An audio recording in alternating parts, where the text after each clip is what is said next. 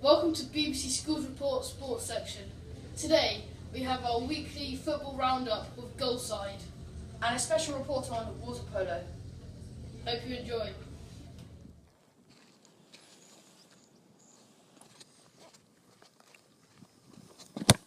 Welcome to Goalside. Today we'll be talking about pressing issues in the world of football, such as West Ham moving into the Olympic Stadium and what their plans for the future are, and also Reading and Town FC, and how their facilities, despite the fact in the same league, are drastically different, and how it's affected their campaigns in this season's football championship.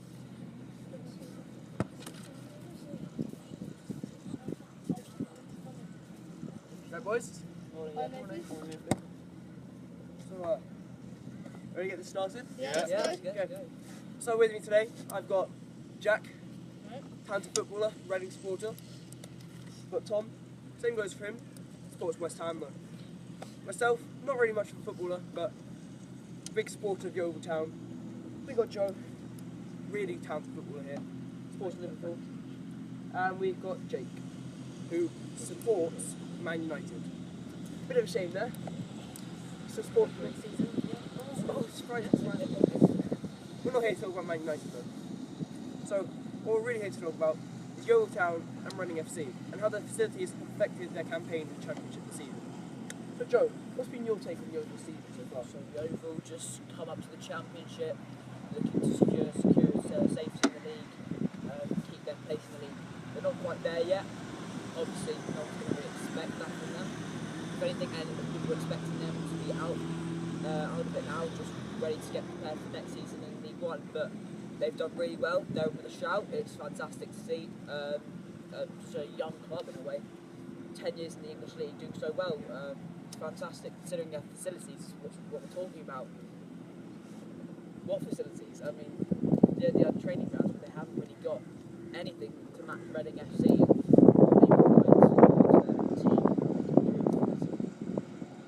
So Jack, as a Reading supporter, what's been your take on the season so far?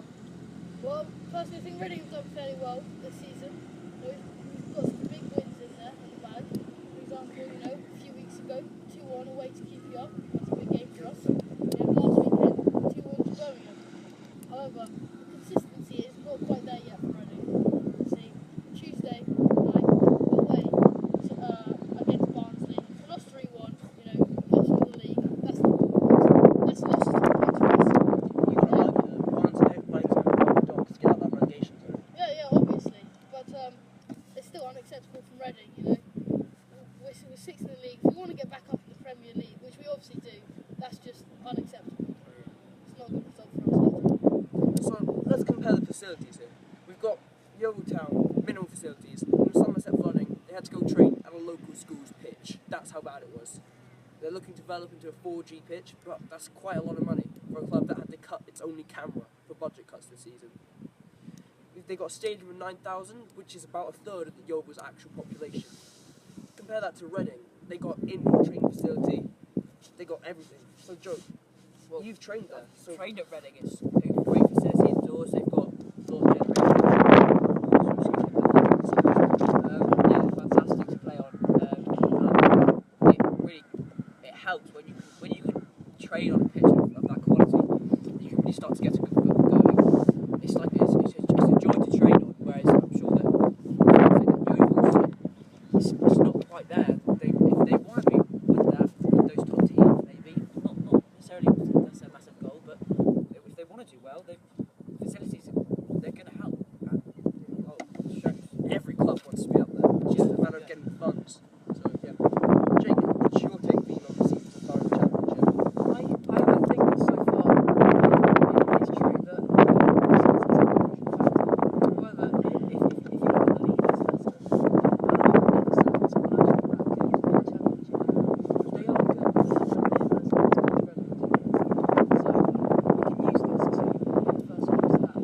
Although these factors are important, there is more to That's proof there in Yeovil, the little club. They barely have a transfer budget this season, so they've gone a long way. They fit again. So that's very good evidence. And then again, we see John being challenged down by these teams every week. So quite surprising. Yeah, So the FA, many people who have their children in local clubs, like Joe plays for, are complaining about the funding at the grassroots level. This obviously has an impact on the England team and the up-and-coming players. Very true. Clubs like Southampton are having to adopt their own programmes to get players through. So the problem really is the FA need to bump up the funding a bit. Yeah, just if you look at Southampton, obviously probably one of the best British academies out there right now, produce players like Theo Walker. Unlucky to miss the World Cup this season. Feel sorry for him. He's had a great season when he came and just missed out due to injury. But we're really looking Gareth Bale. You can't not talk about him really. World class player, playing with Real Madrid alongside Ronaldo, Alonso. He's even in the same youth football team as the Wales rugby captain, Sam Walton. That just comes through those schools, and then those players who've got something smart, something about them. They go to an academy, they get trained, they train well, they get part of a good life, they get source of good facilities, and then ultimately they create great players, and that's what we want to be seeing for England, all clubs, And and I think, especially with the World Cup this year, yes, really, exactly, really yes. shows, Chance for really shows through that we haven't got that depth in the England squad yet. We haven't, we need to step up fast. That's down to the lack of If you look at Scotland, if you look at Spain, like the players that they don't have to play. Yeah, Mattis not had a great season, hasn't quite worked going into Manchester United. Last season we can see what an incredible player is. He can't get a look into that Spanish side because of the players they've got. Yeah, we're looking at Xavi and maybe Iniesta, getting a bit older, but right now he's playing every now and again, but he's not getting there, and that shows that the depth that they have. That they can, if Massa was English, he'd be starting every game, and we'd love it. But it's incredible to see players like him not starting for them. That shows the depth in their country.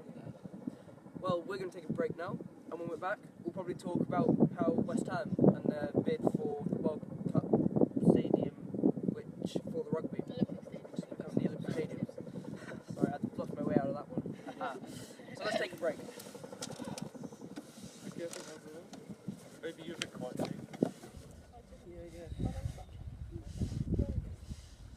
As a West Ham supporter, I'm going to be very keen on West Ham's move to the Olympic Stadium after the Rugby World Cup in 2015.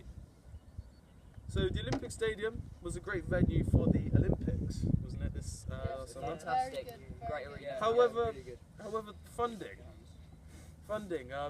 So they didn't really think about what they were going to use the stadium for after the Yeah, that's Olympics. true. That'd be a legacy. Yeah, the legacy. So adapting the stadium could cost between 150 and 190 million pounds. That's a lot of money. It could have More been, than I get for Christmas. it could have been reduced if they thought about what they're going to use the stadium for after the Olympics, and maybe some of that budget could have been used for the grassroots level. West Ham have agreed to put in an extra about 20 million. They went from about 5 million to about 20 million. I think budget. when we first heard that this was going to actually happen, I think a lot of people were thinking it's a great result for West Ham. That's a good. They look at the stadium, look at the quality. It's going to be great, but it's not worked out a smooth thing. But what I like about it is I'm not too sure about actually is that it's not a sort of stadium like we see that the supporters are right next to the pitch, and they're not like on looking at the players like other teams would. And that kind of it's kind of like the Etihad and the Emirates. I'm not so keen on those kind of big stadiums where the pitch is in the very centre and people like that. But if we look at Queen's Park Rangers, their facilities, I love Loftus Road. It's great. Right, there's no point saying that. That's £20 million. West Ham won't develop as a team. £20 million that could be spent on players and their youth club. Let's spend it on a stadium. So as well as West Ham contributing their 15 to 20 million, no one's quite sure yet. The rest of the money will be drawn from a range of sources, including London Mayor Boris Johnson's budget, a £20 million loan from Newham Council, and around 20 million borrowings by the LWC. So Joe, your point about sort of the atmosphere in the stadium. Upton Park are renowned for having good night matches, getting the bubbles going. Love it. However, we talk about the track, we talk about what that does to the atmosphere. However, they are going to have temporary stands going over the that's good. track. Yeah, like that. Yeah. So the fans will be drawn closer to the action. That's just See, great. the problem is Boris Johnson. Oh, it's a very good thing. He's happy to put some money in from his own budget. However, the only thing that that budget much better spent on the grassroots. The smaller clubs developing the game. Going back to our previous point. Yeah. Yeah, it's just true. I mean, in my opinion, I think there was no problem with West Ham's old Liverpool, their current crowd. Like, I think it's fine for them right now. In all fairness, they're not in Champions League places. Right, this season they had a very, very shaky section when they were looking to be in the battle for relegation. Now they're obviously clear and looking towards next season. Big Sam's had a great season, I think, especially with all that pressure. Yeah, And it's great to see that one of the teams actually stuck with their manager. And obviously Sunderland and Queen's Park and Crystal Palace, they had to get rid of their managers. I mean, they just weren't doing it for them. But Fulham, and I just don't understand how they think they can bring in a foreign German manager who doesn't understand the English game, and just bring him and expect him to transform. I mean, what do they expect? Do they expect their clubs to be fighting for the Champions League? So they have to expect to be in this battle, and they've got to keep consistency. Managers build a relationship with the players, the staff, and this keeps changing. Yeah, maybe you get one game boost trying to impress the new manager, but in the end, it can't be helpful. See, I think, but in a way, this move could be good for West Ham. Yeah. See, last night, even though they did win, Great, was it? the manager and the players got booed off the pitch, and Yeah. at half time, the manager was talking about how the players weren't really concerned about the match; they were more concerned about the fans and the booing. See, this move could give new hope to the fans, Yeah. and help them to give more support to West Ham. Just going back to the previous point, developing clubs. West Ham, big club, but not, you would argue not the biggest club in the English game. Let's help them develop, get them another big team.